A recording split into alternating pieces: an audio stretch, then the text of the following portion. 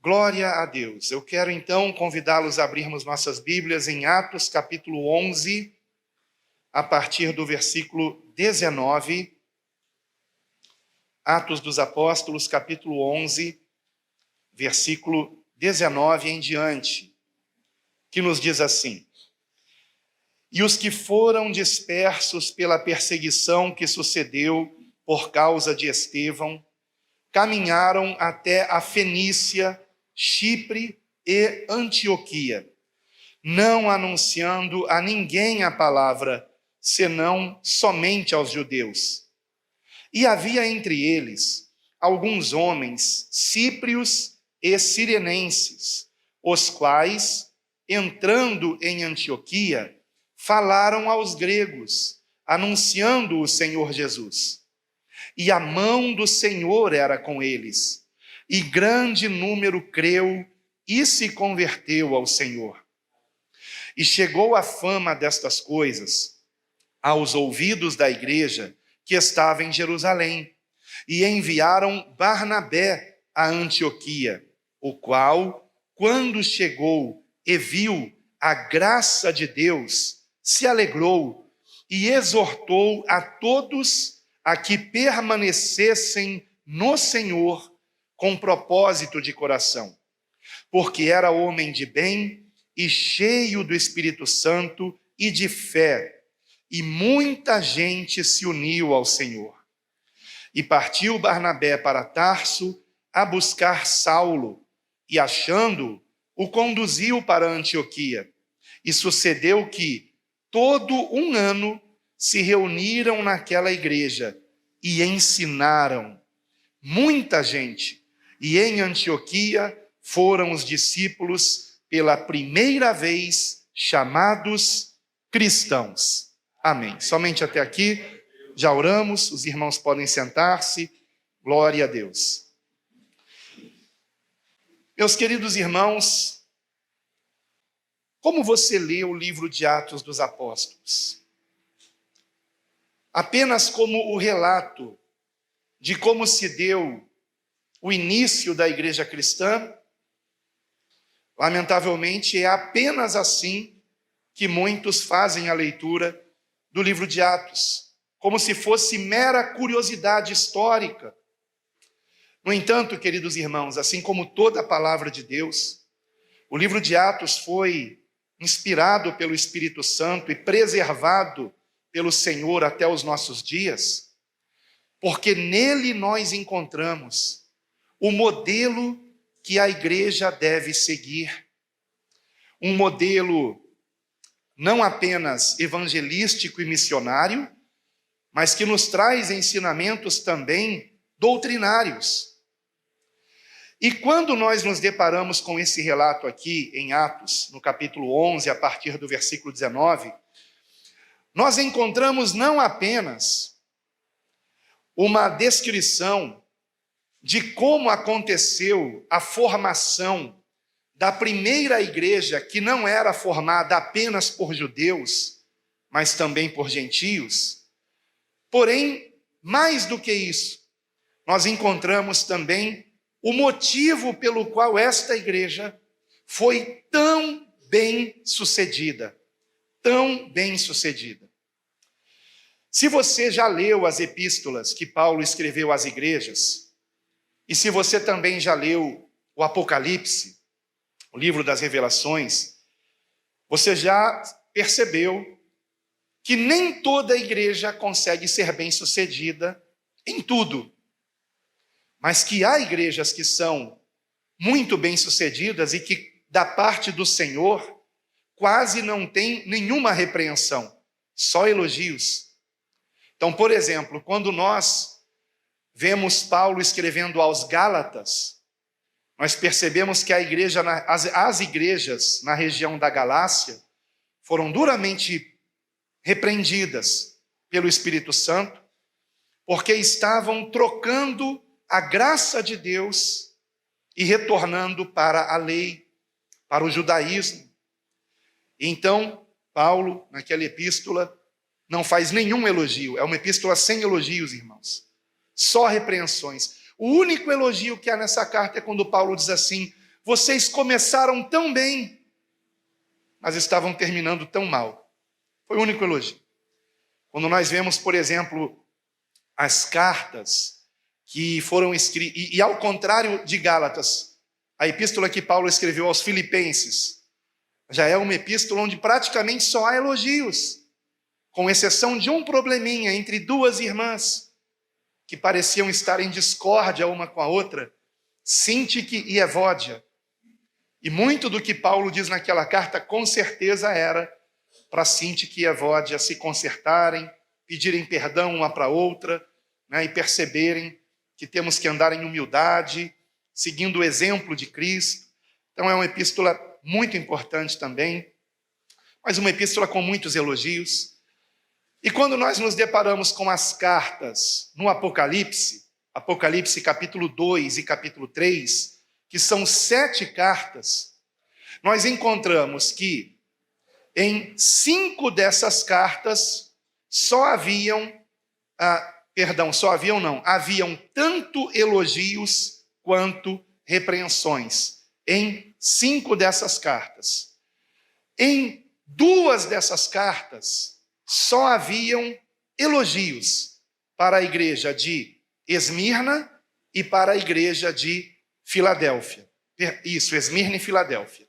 E para uma dessas igrejas, só haviam repreensões, a igreja de Laodiceia.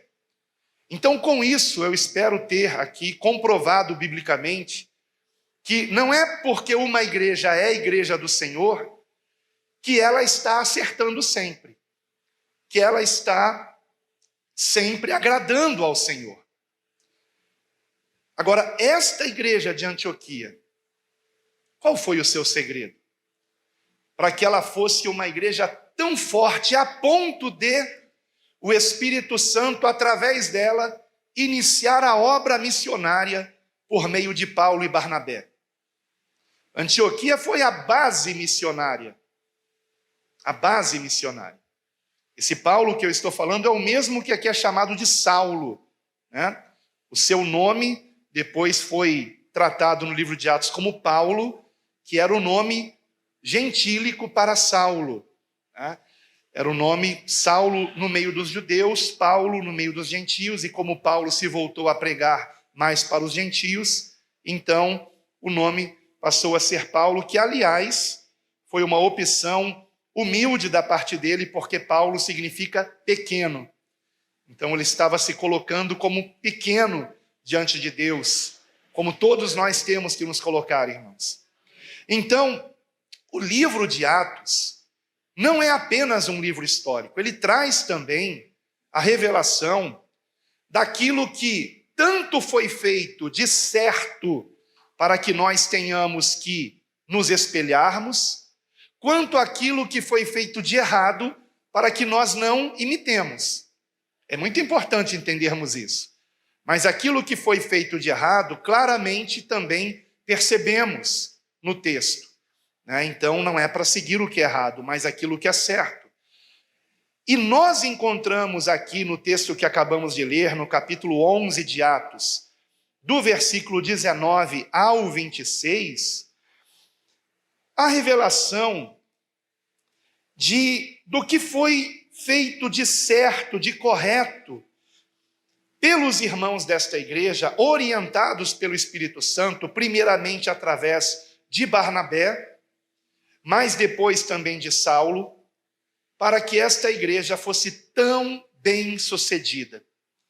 E eu glorifico a Deus, porque esta igreja, onde agora trago essa palavra, eu sei que tem sido uma igreja bem sucedida, para a glória de Deus.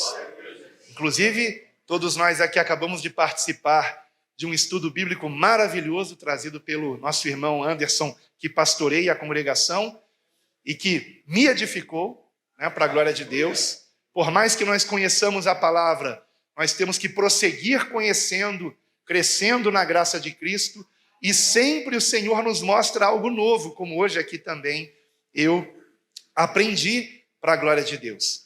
E eu então glorifico a Deus por isso, de modo que esta palavra é para que nós continuemos atentos há pelo menos 3 pontos importantíssimos que eu quero compartilhar com vocês.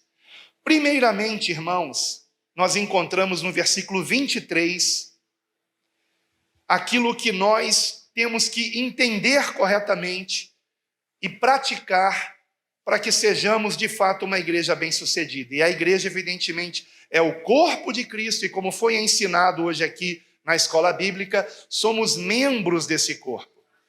Então é aquilo que cada um de nós tem que entender para colocarmos em prática com a ajuda do Espírito Santo. Vejam comigo o versículo 23. Ele diz que quando Barnabé chegou em Antioquia, ele viu a graça de Deus e se alegrou. Viu a graça de Deus. Queridos, se há um ensinamento doutrinário que atualmente tem sido o mais deturpado de todos, é este, em relação à graça de Deus.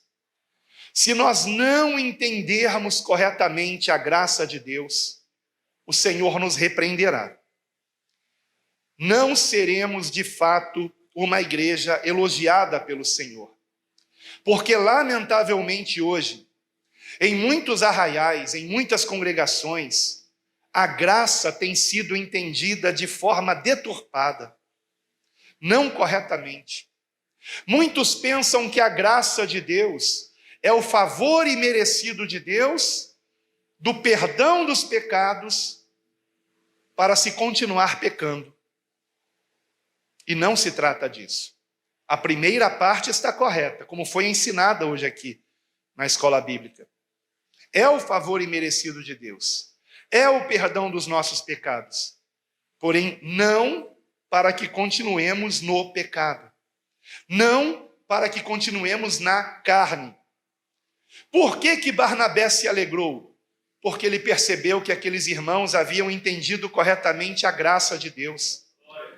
Aqueles cíprios e cirinenses que pregaram o evangelho em Antioquia, como diz no versículo 20, que cíprios e cirinenses pregaram aos gregos também, que estavam lá em Antioquia, eles estavam pregando corretamente a graça de Deus. Que sim, a graça de Deus é o perdão de Deus em Cristo, mas é também o poder de Deus para que nós sejamos cheios do Espírito Santo. E agora nós andemos em novidade de vida. Aleluia! Não mais no pecado, mas agora no Senhor. E a prova disso é a continuação do versículo 23, que diz que Barnabé exortou a todos a que permanecessem no Senhor, com propósito de coração. Com propósito de coração. Qual o seu propósito? É permanecer no pecado ou é permanecer no Senhor?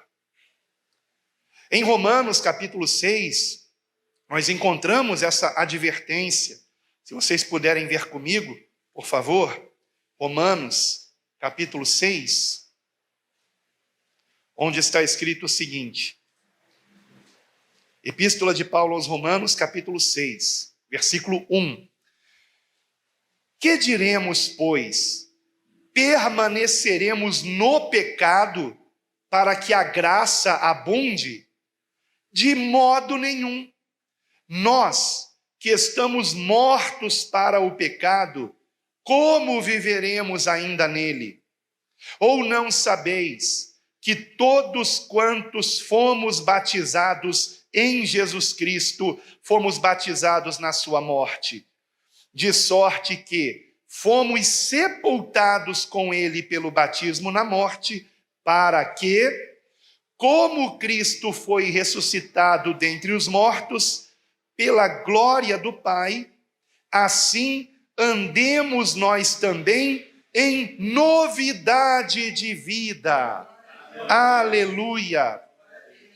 E em Romanos capítulo 8, como também foi mencionado aqui hoje na escola bíblica, eu ressalto o versículo 1, que diz Portanto, agora nenhuma condenação há para os que estão em Cristo Jesus. Não é para os que estão no pecado, na prática do pecado. Não é para os que estão na carne, mas é para os que andam segundo o Espírito. Por isso que o versículo continua dizendo que não andam segundo a carne, mas segundo o Espírito.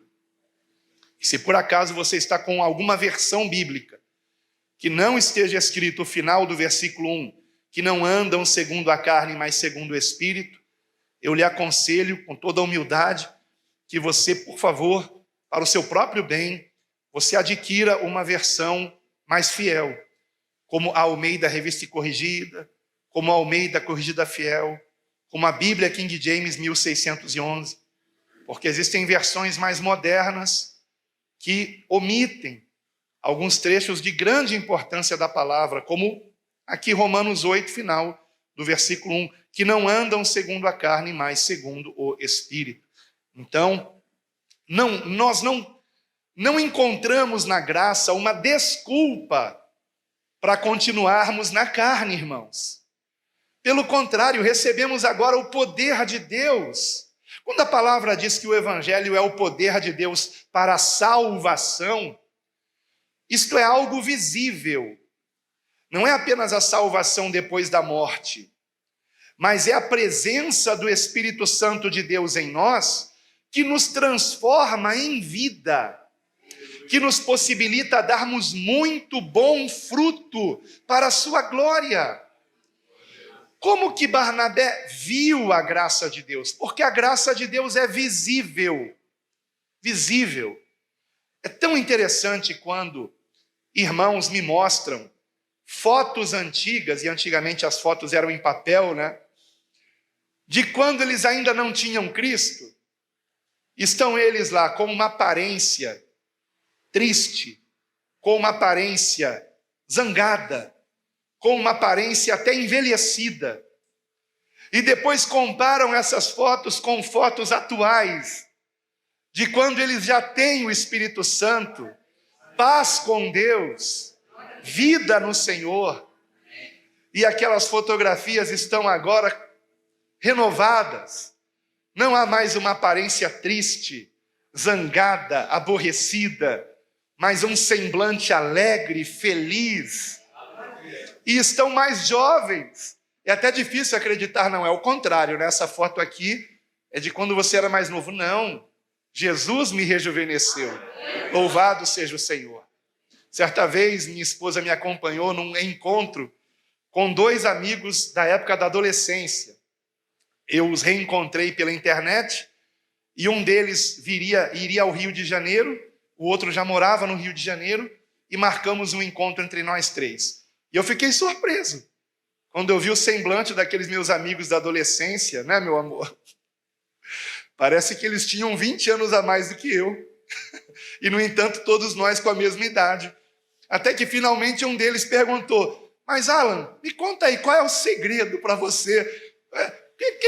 Qual é o segredo? O que você come para você estar com essa aparência tão jovem? E eu disse: meu irmão, o segredo é Jesus.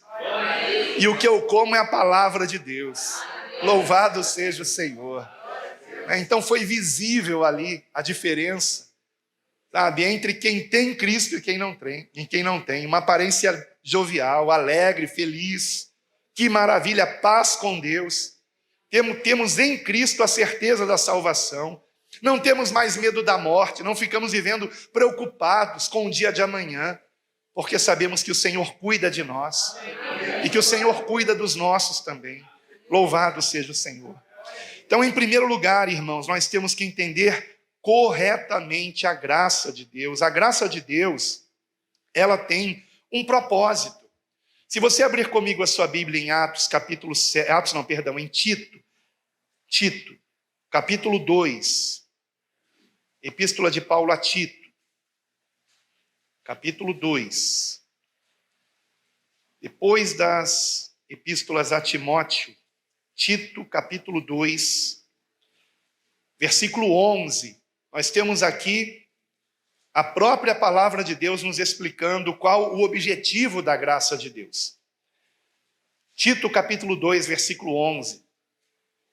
Porque a graça salvadora de Deus se há manifestado a todos os homens, ensinando-nos que, renunciando à impiedade e às concupiscências mundanas, vivamos neste presente século sóbria e justa e piamente, aguardando a bem-aventurada esperança e o aparecimento da glória do grande Deus e nosso Salvador Jesus Cristo, o qual se deu a si mesmo por nós para nos remir de toda iniquidade e purificar para si um povo seu especial, zeloso de boas obras.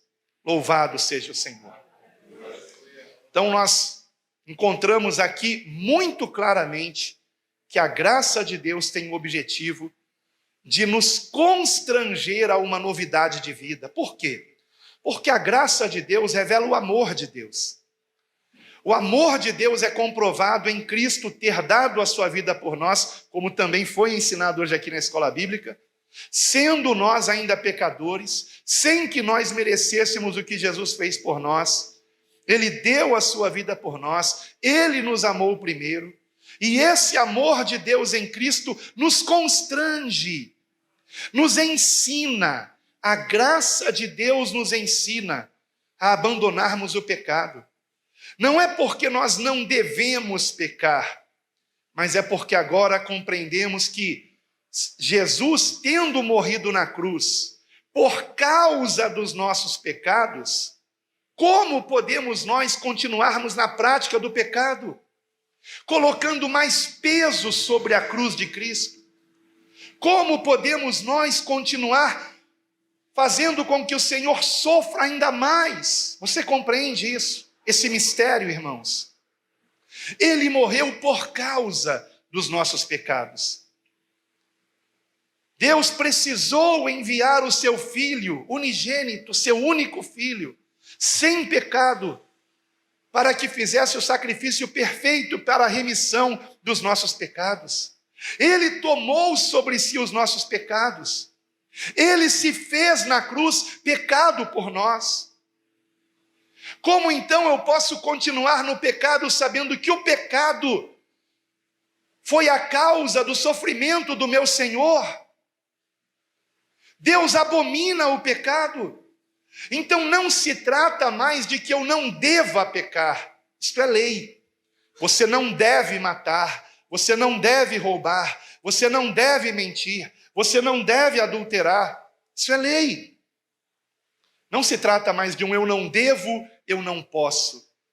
Depois que eu compreendo a graça de Deus em Cristo e recebo o perdão dos pecados e mais o Espírito Santo de Deus, me dando a compreensão cada vez mais profunda desta maravilhosa graça, trata-se agora de eu não quero pecar. Não é que eu não deva pecar, eu não quero pecar. Então eu não quero matar, eu não quero roubar, eu não quero mentir, eu não quero adulterar, eu não quero fazer nada que desagrade a Deus. Sabem por quê? Porque eu o amo. Eu amo o meu Senhor e eu quero agradar o meu Senhor. Aleluia! Quando nós compreendemos isso, sai um peso das nossas costas. O jugo da lei é retirado. E eu não fico mais focado naquilo que eu não devo fazer, mas eu fico agora focado em Cristo Jesus, a quem eu amo e que me dá do seu Espírito Santo, para que eu ande em novidade de vida. Aleluia! Como isto é maravilhoso. Voltando, queridos irmãos, para Atos, no capítulo 11, nós encontramos também, agora, no versículo seguinte, no versículo 24, outro entendimento muito importante que nós necessitamos ter. Atos capítulo 11, versículo 24, que diz que Barnabé era homem de bem e cheio do Espírito Santo e de fé.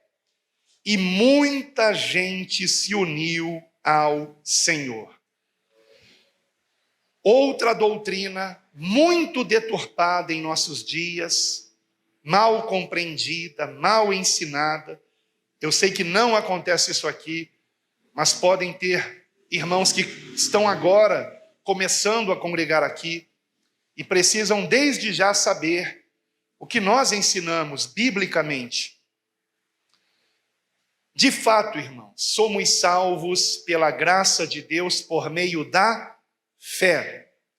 Porém, muitos não compreendem que fé não se trata apenas de um mero acreditar.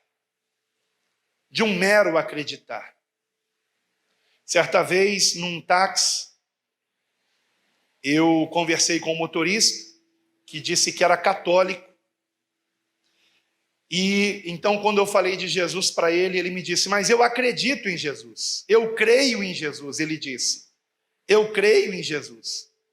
Só que no carro dele havia uma imagem que não era nem de Jesus, né? Ou supostamente de Jesus, era uma imagem. Não vou aqui ficar falando de qual santo, nem lembro de que se era de Maria, de Pedro, do que, né? Mas eu disse a ele: você compreende o que significa crer?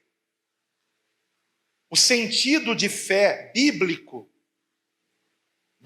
do substantivo pistes, traduzido como fé, ou do verbo pisteu, porque em grego fé não é apenas um substantivo, ele é um verbo também. Ele se conjuga. E em português, toda vez que pisteu está conjugado, como não existe um correlato em latim, e você sabe que a língua portuguesa deriva do latim, não há no latim um correlato para o verbo pisteu em grego. Jerônimo, que foi o primeiro que fez a tradução do grego para o latim, precisou encontrar um verbo em latim que mais se aproximasse de pisteu. E o que ele considerou que mais se aproximava era o verbo em latim credere, que em português é o verbo crer. Porém, como você sabe, crer é sinônimo de acreditar.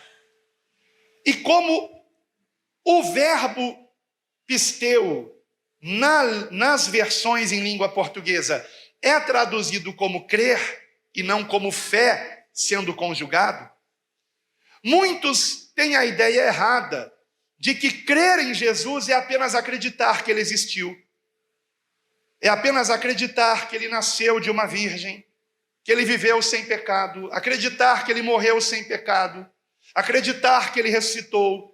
Ora, evidentemente que fé também é acreditar.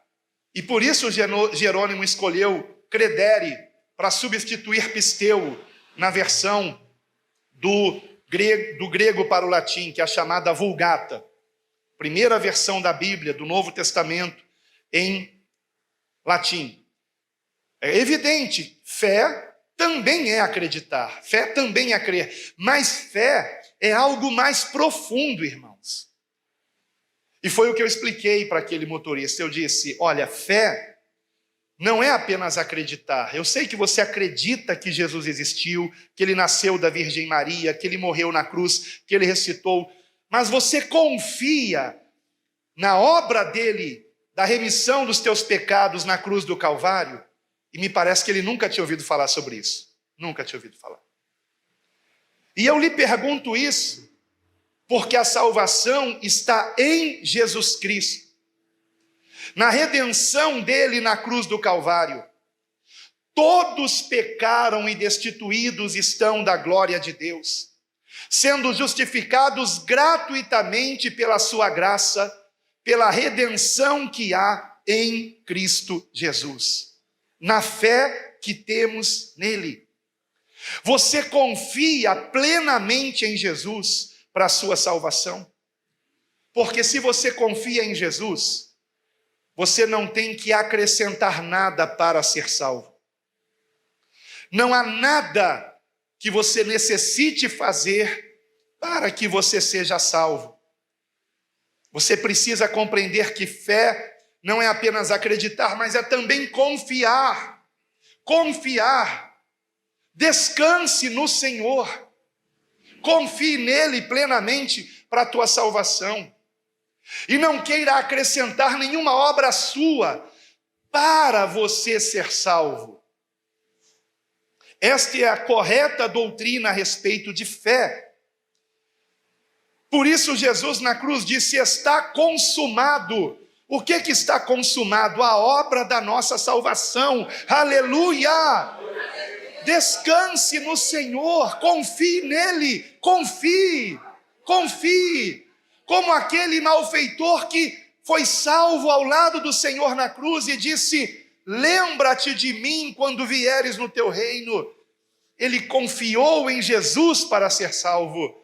E por isso Jesus disse a ele: em verdade vos digo, hoje estarás comigo no paraíso. Aleluia!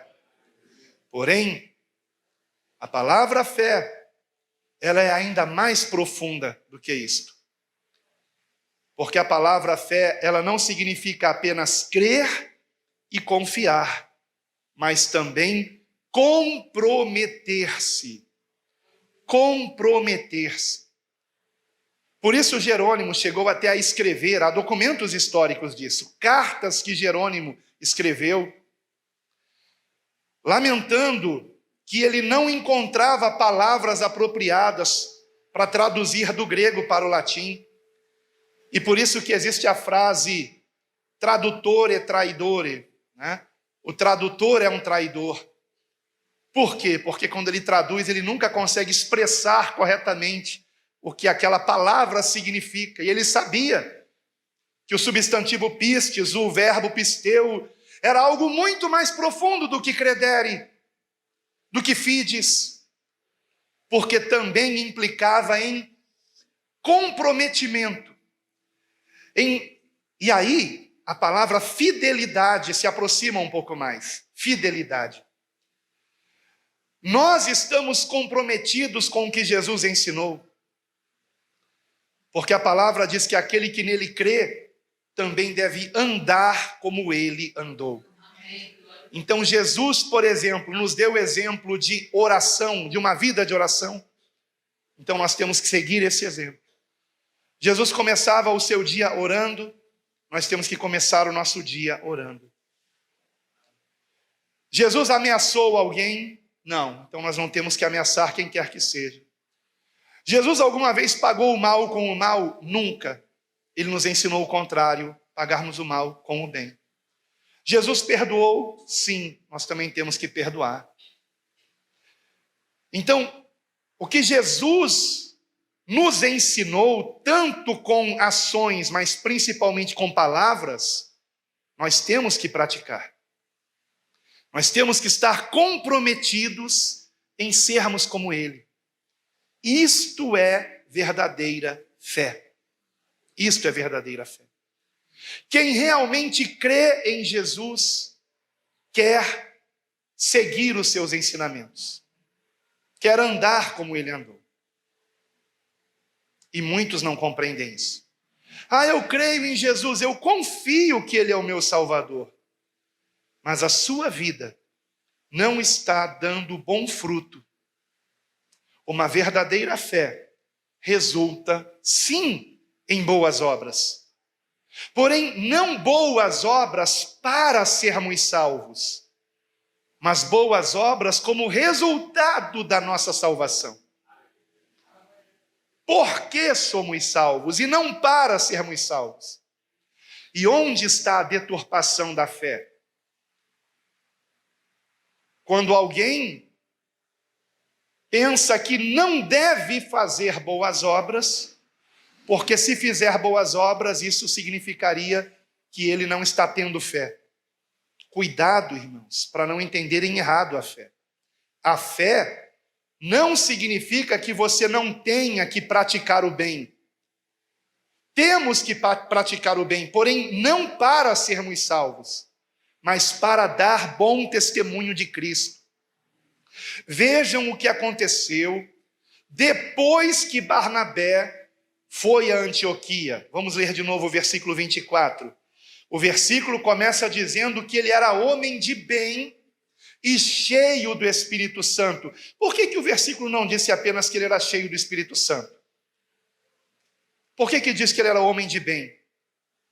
Porque alguém cheio do Espírito Santo praticará o bem, fará o bem ao próximo. E quando aqueles irmãos viram um discípulo de Cristo mais amadurecido do que aqueles que lhes tinham pregado o Evangelho, que foram os cíprios e os sirinenses, lá do versículo 20 que nós vimos, quando conheceram Barnabé, homem cheio do Espírito Santo e que fazia o bem a todos, como Jesus a todos fazia o bem. O que diz o texto? Continuando, muita gente se uniu ao Senhor. Aleluia! O bom testemunho de Barnabé foi como um catalisador para aquela igreja, atraindo as pessoas que não imaginavam que alguém pudesse ser assim, pessoas que não imaginavam que alguém se comportasse desta forma, e com toda a humildade, sem querer aplausos, sem querer holofotes, sem querer elogios, mas simplesmente servindo por amor, e por amor primeiramente a Deus. Aleluia! É isto que faz a diferença. Por que uma igreja às vezes não cresce? Porque, irmão, se a igreja é comparada a uma planta frutífera, ora, toda planta cresce e dá fruto, e cada vez mais fruto. Então a pergunta não é por que não cresce, a pergunta é o que está impedindo de crescer? O que a está impedindo de crescer? E essa é a pergunta mais importante. Porque eu não vou nem dizer que naturalmente, uma planta naturalmente cresce, se ela for regada, seja por chuva ou por um regador, se ela receber sol, uma iluminação adequada, ela cresce. E se for uma planta frutífera, ela vai dar bom fruto. Mas ela não cresce, ela não dá fruto, quando tem alguma coisa errada, quando alguma coisa está impedindo. E, lamentavelmente, a deturpação a respeito da fé é um dos fatores que impede a igreja de crescer, porque ela fica com membros que acreditam em Jesus, como eu diria, todos os católicos acreditam em Jesus, mas ela pode também ter membros que, além de acreditar em Jesus, confiam em Jesus, e aí todos os protestantes acreditam e confiam em Jesus para a salvação, e por isso não têm imagens, não se dobram perante qualquer outro nome, porque sabem que só em Jesus está a salvação. Mas, lamentavelmente, nem todos que se dizem cristãos praticam o que Jesus ensinou. E é por isso que hoje no meio evangélico há tanto mau testemunho. É por isso que hoje muitas pessoas nem querem ouvir falar de evangélico. Existem, por exemplo, empresas que, se o candidato colocar na ficha que ele é evangélico, ele não vai ser chamado. Por quê? Porque hoje os evangélicos são vistos como pessoas gananciosas, que amam o dinheiro, traiçoeiras, que querem passar a perna nos outros para crescer na empresa, e nenhum bom empresário vai querer um funcionário assim. Quantos hoje buscam a Deus numa igreja evangélica por interesse, querendo as coisas desse mundo, querendo ser cabeça e não cauda,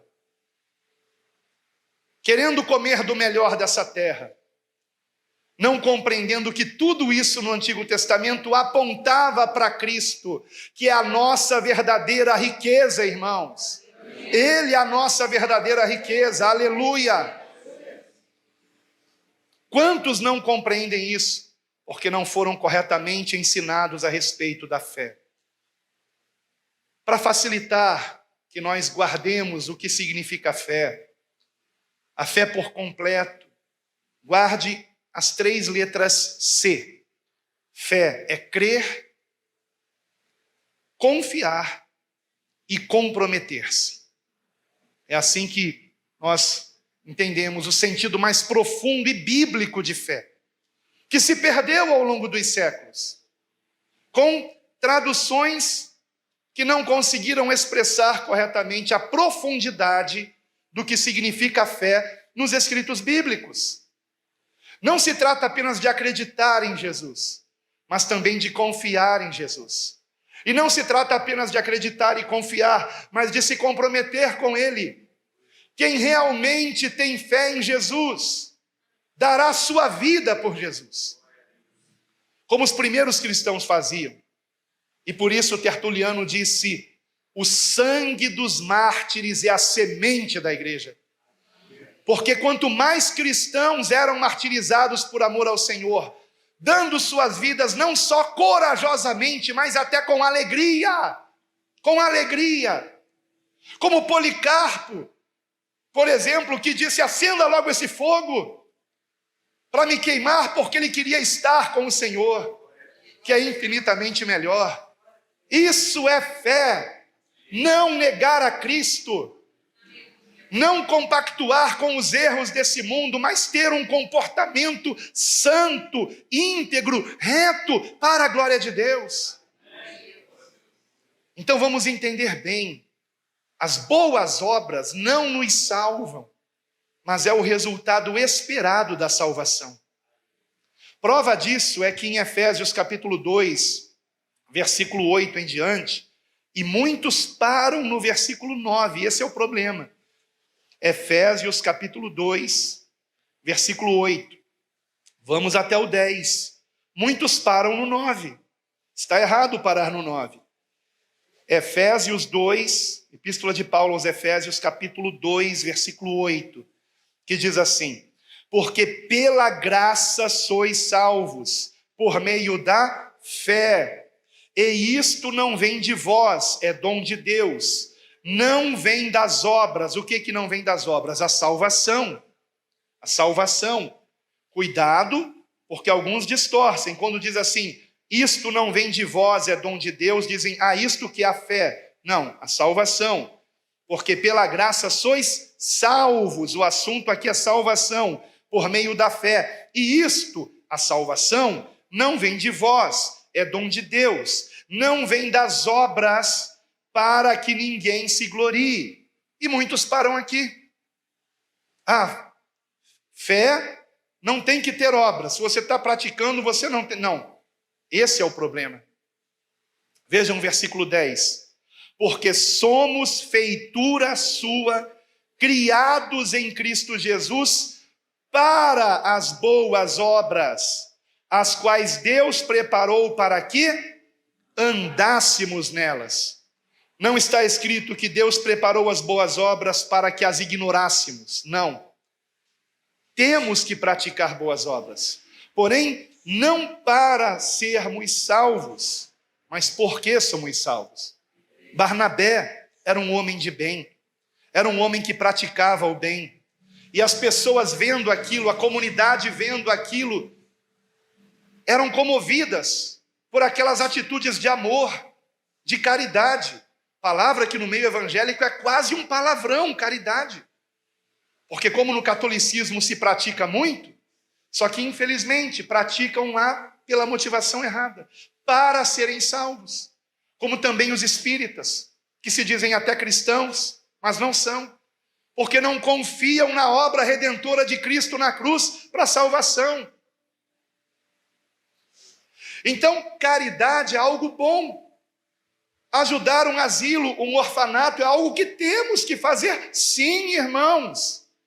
Em Tiago 1,27 está escrito que a religião pura e imaculada para com Deus é esta: visitar os órfãos e as viúvas nas suas tribulações e guardar-se incontaminado deste mundo. O que só é possível com o Espírito Santo de Deus. Sem o Espírito Santo de Deus, ninguém consegue nem se guardar incontaminado desse mundo e nem praticar caridade sem querer aplausos. Porque a carne é terrível, né, irmãos? A carne, quando a gente faz o bem para alguém, a vontade da carne é que isso seja visto por todos. Irmãos, quando eu tinha Facebook, eu me lembro de ver pessoas que se diziam cristãs dando uma quentinha com a mão direita para o morador de rua e com a esquerda tirando um selfie. Sabe? Mostrando a caridade que estava fazendo. Já perdeu o seu galardão. Está fazendo pela motivação errada. Não é por esta motivação. Queridos, a palavra é bem clara também em Tiago: a fé sem obras é morta. Então, se uma pessoa diz que crê em Jesus e confia em Jesus, mas a sua vida não dá bom testemunho, não crê de fato, não tem uma fé verdadeira, tem uma crença. Ela tem uma crença, mas não fé. É só coisa intelectual.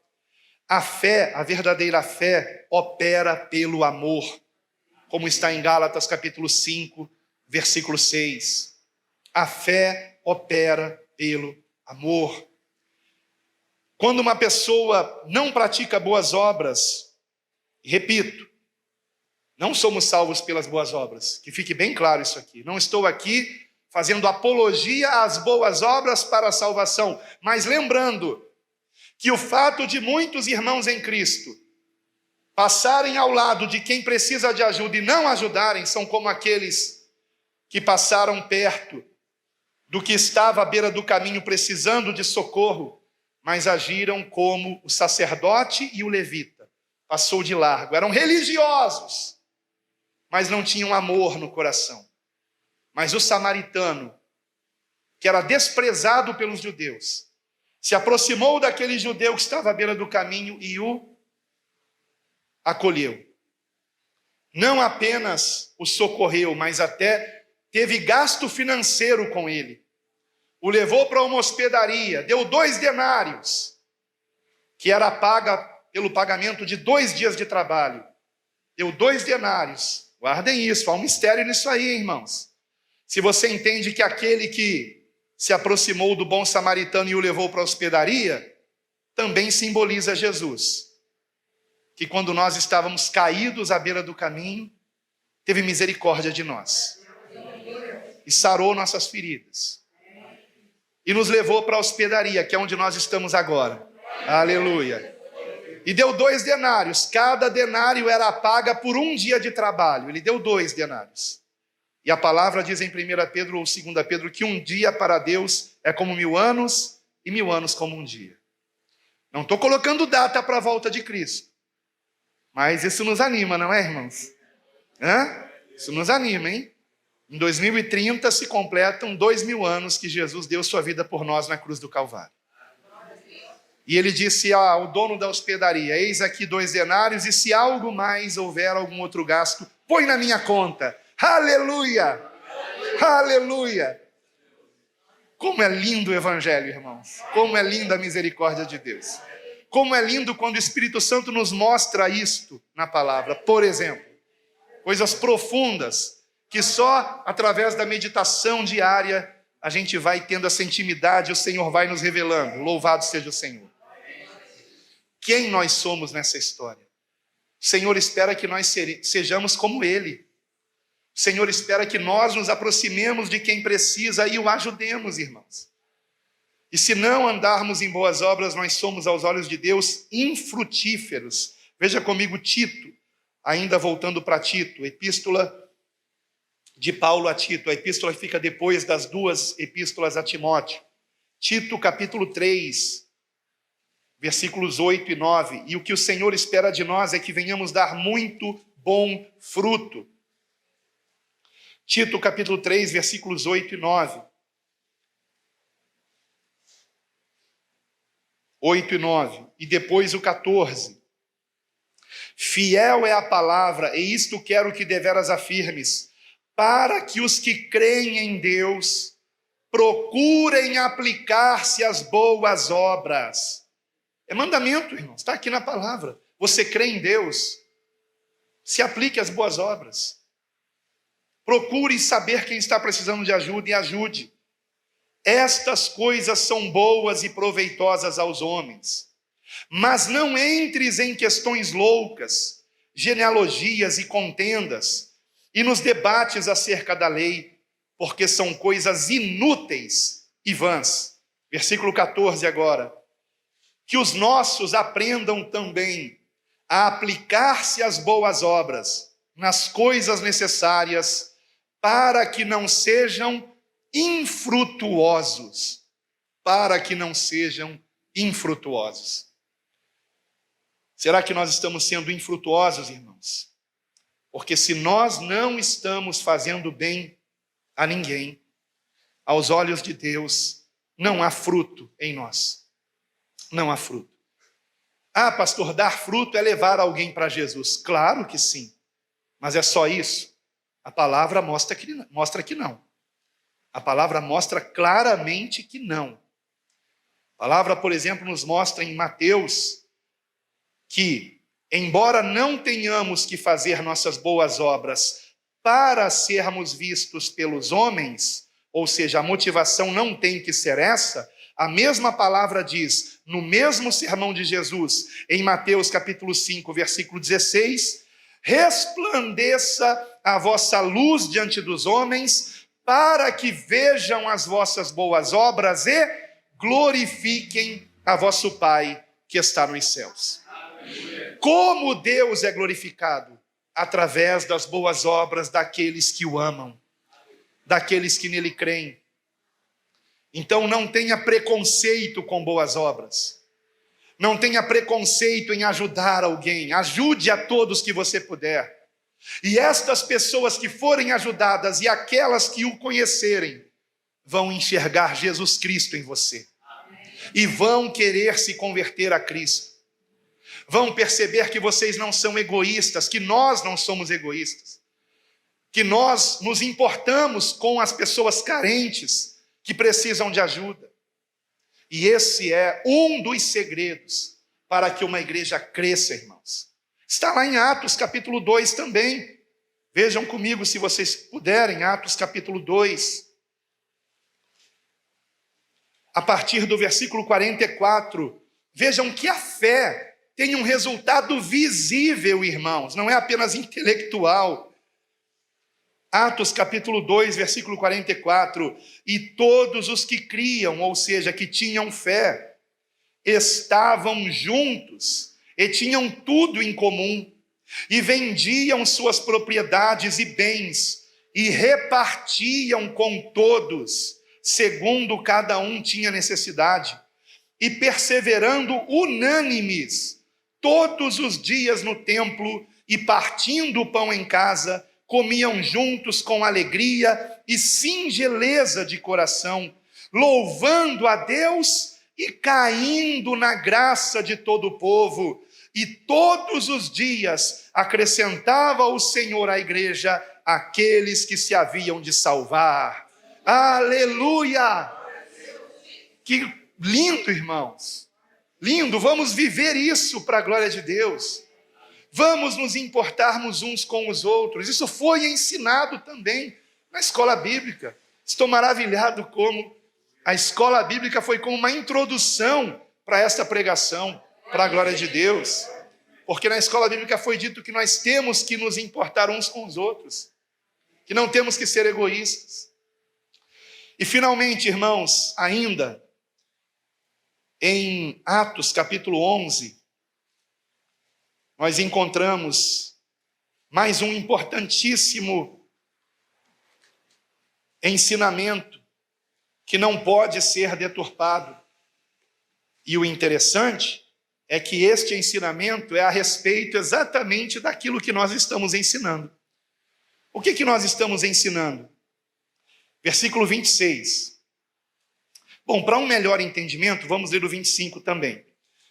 E partiu Barnabé para Tarso a buscar Saulo, e achando-o, o conduziu para Antioquia. Por quê? Porque Barnabé sabia que Saulo tinha muito conhecimento de toda a Torá, da Tanakh, que é chamado todo o Antigo Testamento, da Torá, que é o que chamamos de Pentateuco, os 5 primeiros livros do Antigo Testamento, e Saulo sabia, talvez melhor do que qualquer outra pessoa, como, através das Escrituras, comprovar que Jesus é o Cristo, que Jesus é o Messias.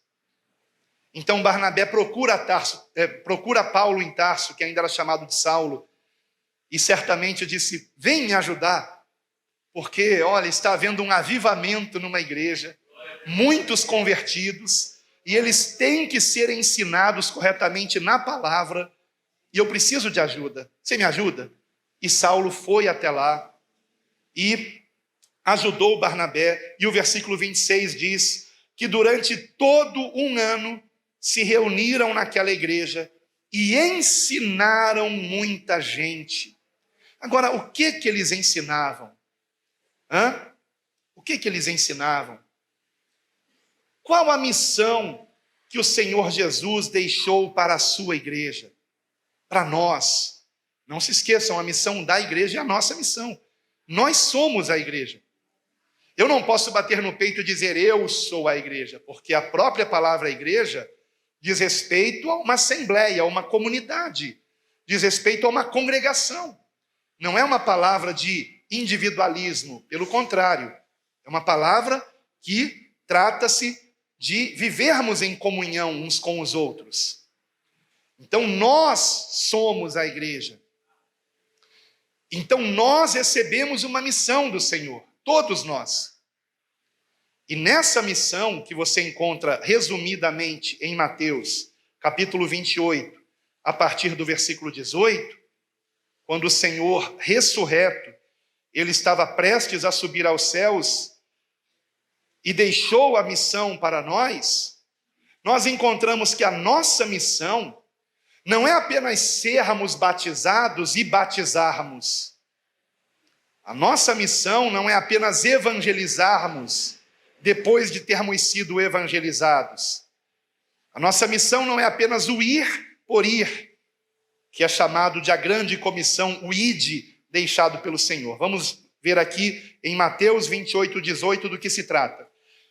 E chegando-se Jesus, falou-lhes dizendo: é-me dado todo o poder no céu e na terra. Portanto, ide, fazei discípulos de todas as nações, batizando-os em nome do Pai e do Filho e do Espírito Santo, ensinando-os o quê? A guardar todas as coisas que eu vos tenho mandado, e eis que eu estou convosco todos os dias até a consumação dos séculos. Amém. Aleluia. Então é isso que nós temos que aprender e ensinar. Não apenas o que o Senhor nos ensinou, mas aprender como guardar o que Ele nos ensinou. Há uma importante diferença nisso. Vejam que interessante, no versículo 20 o Senhor não disse: ensinando-os todas as coisas que eu vos tenho mandado. Não foi isso que o Senhor disse. Ele disse: ensinando-os a guardar todas as coisas que vos tenho mandado. Qual a diferença entre uma frase e outra? A diferença é completa. Por quê? Uma coisa é eu apenas aprender o caminho que devo andar, como devo me comportar.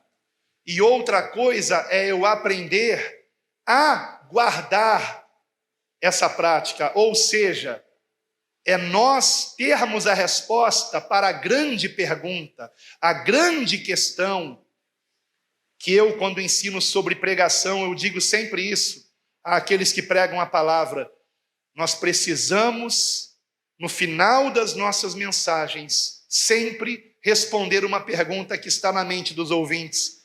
Tá, tudo bem, eu tenho que fazer tudo isso, mas como? Como? Por exemplo, o Senhor está dizendo que eu tenho que amar os meus inimigos. Impossível, eu detesto eles. Eu os odeio por completo. Então é muito fácil um pregador apenas dizer: Jesus mandou amar os inimigos. Ok, ele mandou, mas isso é possível? É possível alguém amar o inimigo? Humanamente falando, com hipocrisia. Mas como Pastor, como amar os meus inimigos? E a resposta é: renda-se a Jesus Cristo. Reconheça que você em si mesmo não consegue amar seus inimigos. Reconheça que você não conseguirá fazer o bem a quem te fez o mal sem ser um hipócrita, a não ser que você faça isso no Espírito Santo. A não ser que o Espírito Santo te transforme para que você ande em novidade de vida. Para que de fato você ame o seu inimigo, porque o amor de Deus está em você, e você não quer que ele pereça, você quer que ele se arrependa para que seja salvo. Então você o ama, porque você quer que ele se converta. Porque você não quer pagar o mal com o mal, porque você sabe que se você pagar o mal com o mal, você está afastando essa alma de Cristo. Mas se você pagar o mal com o bem, isso vai causar nele um impacto tão grande, que ele vai querer conhecer o Senhor. Que foi o impacto que Saulo de Tarso teve, quando viu Estevão sendo apedrejado, também por ele, Saulo, mas orando para que Deus não imputasse a Saulo e aos demais agressores aquele pecado. Somente alguém cheio do Espírito Santo poderia fazer uma oração como essa, semelhante à oração que o Senhor fez quando estava sendo crucificado: Pai, perdoa-lhes, porque eles não sabem o que fazem, eles não sabem. E aqueles que nos perseguem, que nos caluniam, que nos maltratam, mesmo sem termos nada feito nós contra eles, não sabem o que fazem. Não sabem que não estão perseguindo a nós, mas ao Senhor. Como o Senhor Jesus disse a Saulo: Saulo, por que me persegues? Mas Saulo não estava perseguindo os cristãos, pois é, ele não sabia que ao perseguir os cristãos, ele estava perseguindo o próprio Deus. Aleluia!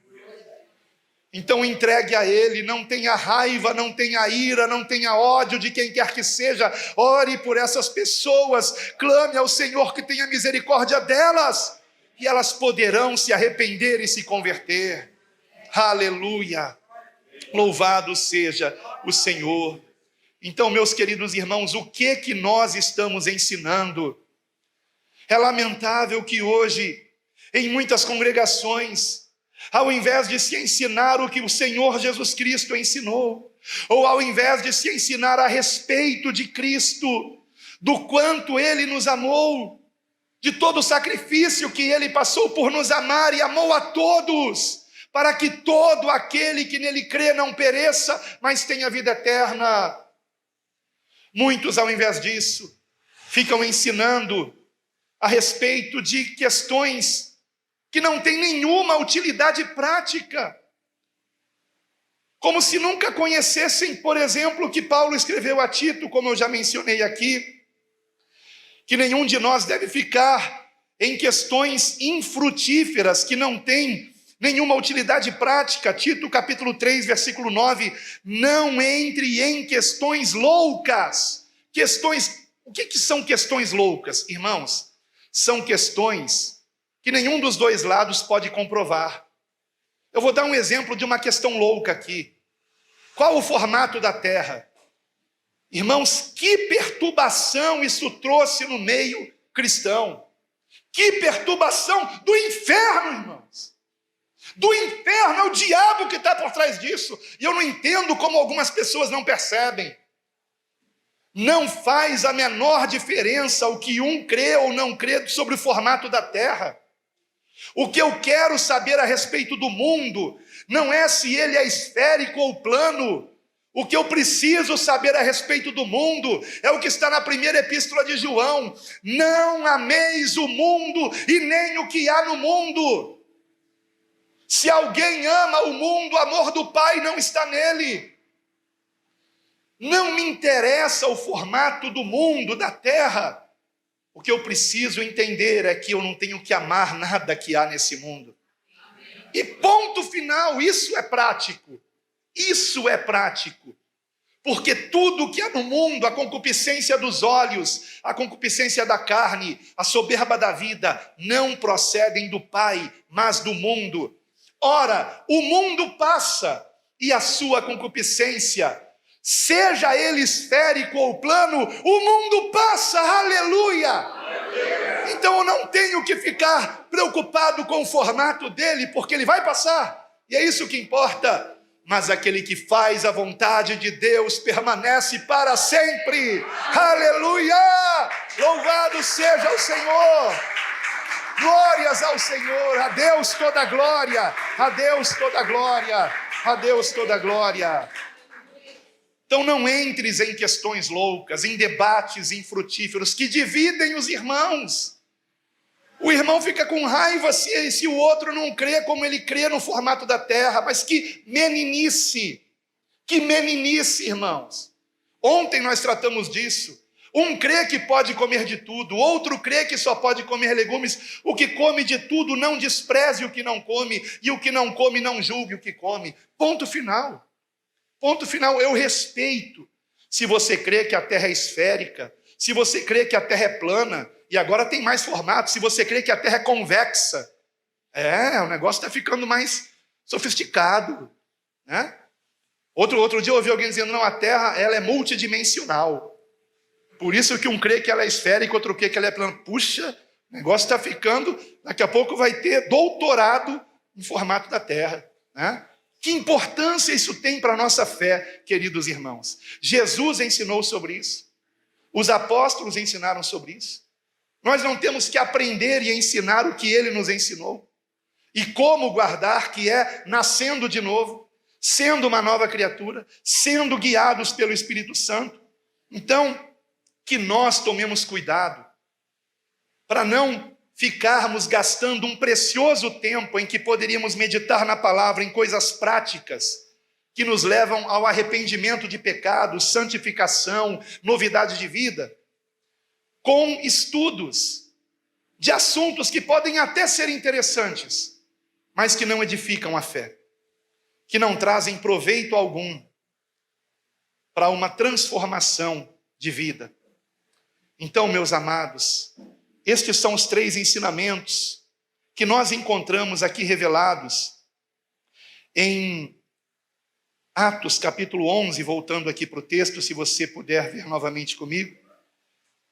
Primeiramente a respeito da graça, depois a respeito da fé, porque Barnabé, ele mostrava na prática a sua fé sendo um homem de bem, e não apenas cheio do Espírito Santo, mas o Espírito Santo nos leva a uma novidade de vida. E finalmente no versículo 26, a palavra diz que durante todo um ano, se reuniram naquela igreja e ensinaram muita gente. E como Paulo e Barnabé eram fiéis a Cristo, eles ensinavam o Evangelho e eles ensinavam o que o Senhor Jesus ensinou. O que o Senhor ensinou. O perdão, a humildade, a mansidão, a misericórdia, a obediência. Louvado seja Deus. O que o Senhor ensinou. E não o que teólogos ensinaram. Vamos voltar para a palavra, irmãos. A igreja precisa, a igreja que eu digo de um modo geral, urgentemente voltar para a palavra. Por que há tanta confusão onde não deveria haver? Porque as pessoas leem livros de teólogos antes de ter lido o livro dos livros. Nunca leram sequer todo o Novo Testamento e ficam comprando livros a respeito de Jesus. Vamos diretamente para a fonte, queridos irmãos. Ontem eu estava contando aqui que eu tenho uma parente que é espírita e que antes da minha conversão, isso já mais de uns 40 anos atrás, antes da minha conversão, me deu de presente um livro do Espiritismo chamado O Evangelho segundo o Espiritismo, ou segundo Allan Kardec, nem lembro mais direito como era o título. Mas seja como for, segundo o Espiritismo ou segundo Allan Kardec, quando eu comecei a ler aquele livro, eu descobri que supostamente ele se baseava nos 4 evangelhos, Mateus, Marcos, Lucas e João, mostrando ali trechos dos evangelhos, e embaixo o comentário levando aquilo para a doutrina espírita. Ora, e quando eu percebi que aquele livro supostamente se baseava em outros livros, eu quis ir para a fonte. Não, eu não vou continuar lendo isso aqui. Se existe Evangelho de Mateus, Marcos, Lucas, João, se essas pessoas conheceram Jesus Cristo, ou no mínimo conheceram apóstolos de Cristo, como foi o caso de Lucas, ora, eu quero também conhecer esses escritos. E fiquei desejando ter uma Bíblia, só que eu não trabalhava ainda na época, os meus pais se diziam católicos, mas não tinham Bíblia em casa, raramente iam à missa.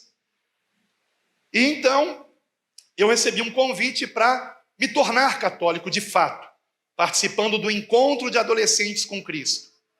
E aí eu ganhei nesse encontro, no final, um Novo Testamento. Isso foi no ano, se não me engano, de 1985. Estou entregando a minha idade aqui, hein? 1985. Acho que eu tinha 15 anos de idade, 16 anos de idade. E ganhei aquele Novo Testamento. Só que, ao contrário dos outros, eu comecei a ler o Novo Testamento. E aí, mais uma vez, eu percebi que não está na religião ou na religiosidade, como não estava no espiritismo, a verdade de Cristo. E eu comecei a questionar, porque eu lia no Novo Testamento algo que no catolicismo não era praticado. Aliás, era feito o contrário disso. Certa vez, por exemplo, eu perguntei, por que o Papa e os padres não podem se casar? Se Pedro foi o primeiro Papa e ele tinha uma sogra, então ele tinha esposa. Porque Jesus curou a sogra de Pedro. E não souberam me responder. Outra pergunta que eu fiz, por que existe imagem de São Pedro e as pessoas se prostram diante dela, se quando Cornélio se prostrou diante de Pedro em pessoa, e Pedro disse, Cornélio, levanta-te, que sou homem como tu, adora somente a Deus? E não souberam me responder, até que finalmente disseram, você está proibido de fazer perguntas a respeito desse livro, mas esse livro é a palavra de Deus. E eu fico com ela, eu fico com a palavra. Eu não quero saber o que o Papa tal escreveu, o que o teólogo não sei das quantas disse, eu quero saber o que Jesus Cristo me ensinou, e o que os seus santos apóstolos praticaram. É isso que me interessa, queridos irmãos. É isso que deve interessar a todos nós. Voltemos para a palavra. Se você está lendo qualquer livro teológico, antes de ter lido toda a Bíblia, pare de pecar. Pare de pecar. Você está dando prioridade para outros livros que falam sobre Deus e está desprezando o autor da própria Bíblia, que é o próprio Deus. Então vamos conhecer o livro escrito por aquele que é o único que, quando nós estamos lendo o seu livro, o autor está conosco para nos explicar. Isso é maravilhoso. Qualquer livro de teólogo que você leia, se ele ainda estiver vivo, e você tentar contato com ele, é muito provável que você escreva o e-mail e nunca seja respondido. Mas quando nós lemos a Bíblia, o autor está conosco. E ele nos explica, ele nos ensina. Por isso que em 1 João está escrito que não é necessário ninguém nos ensinar nada, porque a unção dele nos ensina todas as coisas. Claro que nós não estamos desprezando aqueles que nos ensinam a palavra, mas o que está sendo dito aqui é que o próprio Espírito Santo vai nos dar a compreensão da palavra.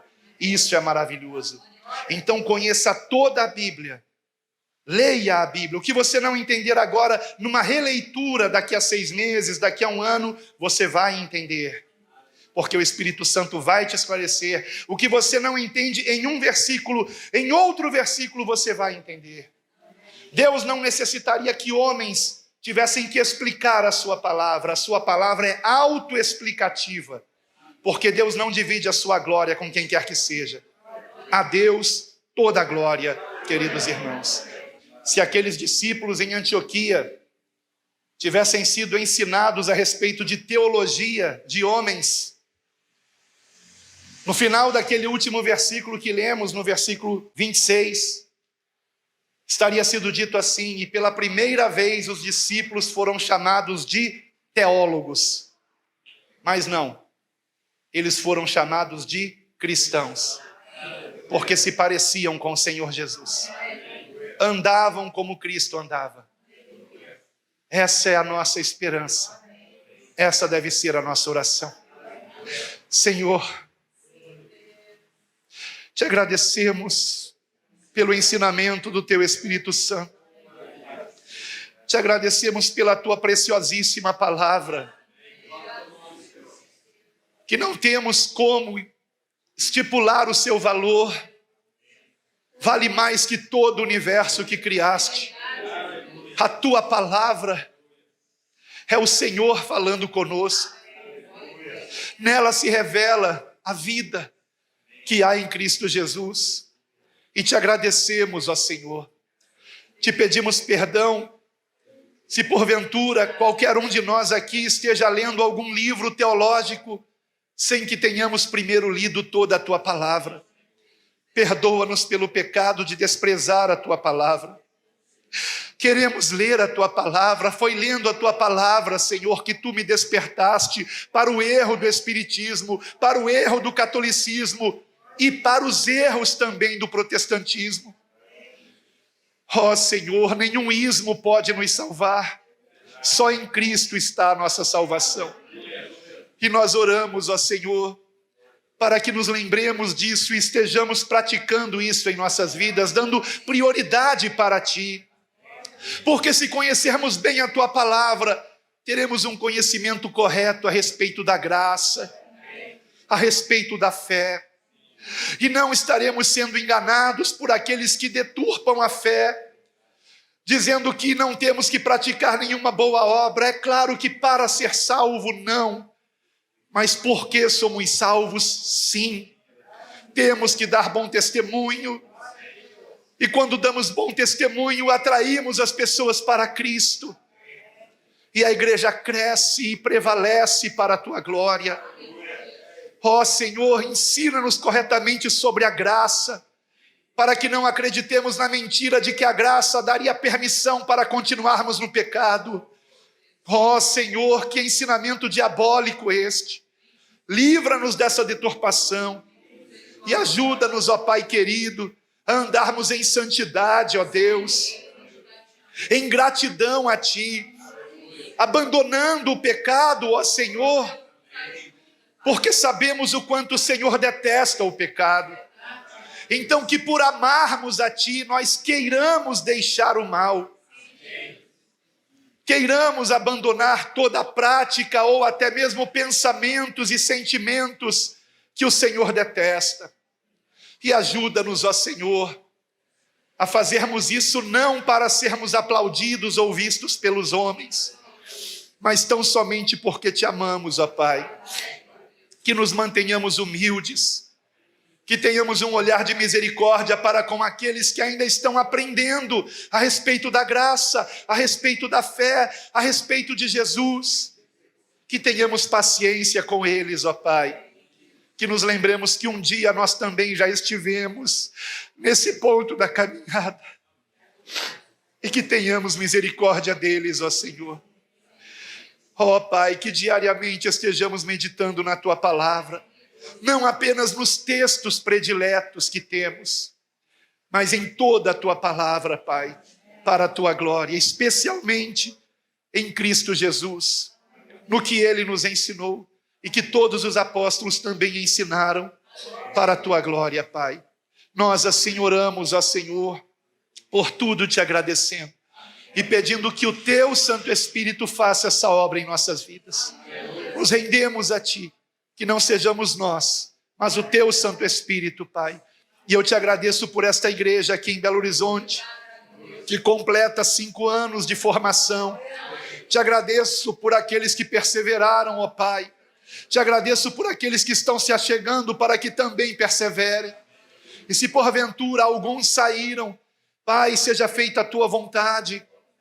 Sabemos que às vezes o tempo de uma pessoa termina em um lugar, Mas, ó Pai, se não foi da tua vontade que eles estivessem indo para outro aprisco, que retornem, ó Pai, que não se percam, ó Senhor, e que sejam recebidos com alegria para a tua glória, Pai.